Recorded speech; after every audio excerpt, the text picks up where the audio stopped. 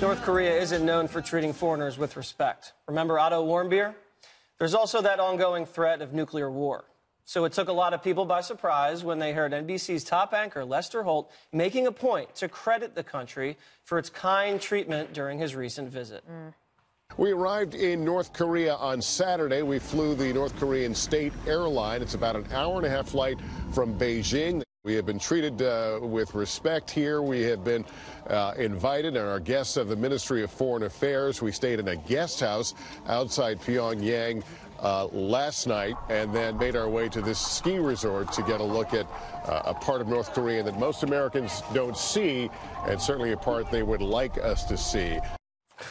All right, Dana, do you think Lester Holt realizes he's handing the North Koreans a propaganda victory? Yeah, I do, because I've watched a couple of these reports, and in each report he does have a little bit of a caveat and a little bit of like we get the joke here. But I think that this video and these invitations are not meant for us.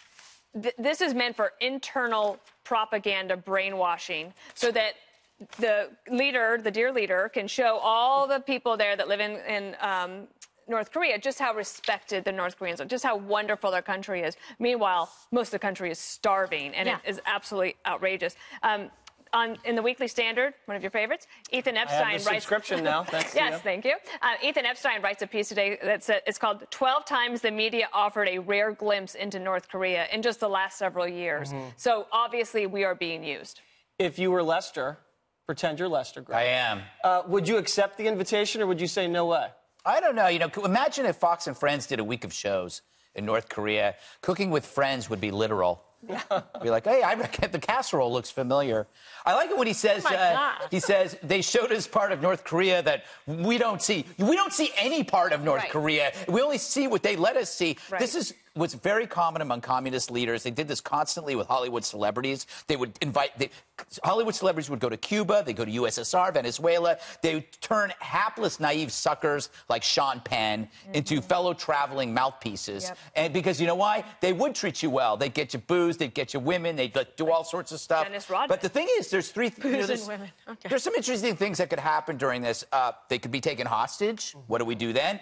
The U.S. probably cannot exercise a military option knowing that, that those people are there. Or they could infect them with some kind of biological agent and send them back to the United States, which is, you know, possible. Did you lay awake at night thinking about this? I think about it all the time, Kimberly. All right, well, the five will not be going to North Korea anytime soon. Kimberly, what do you think about this? I mean, we just asked to go to the Super Bowl. I know, and we were told no. And I was like, well, wait a second, because, you know, last time you went, they were like, send KG. Okay. Yeah, we liked you down there. Yeah, it was good.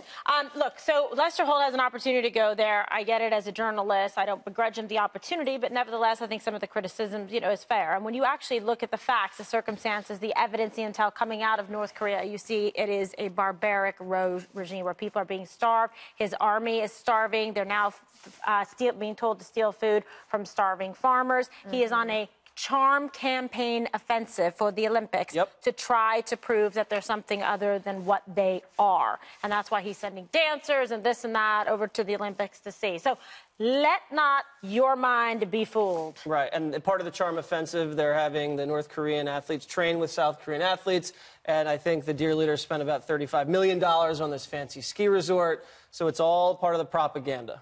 Yeah, absolutely. And the key political point is here, you will have 22 North Korean athletes marching with the South Korean delegation into the Olympics.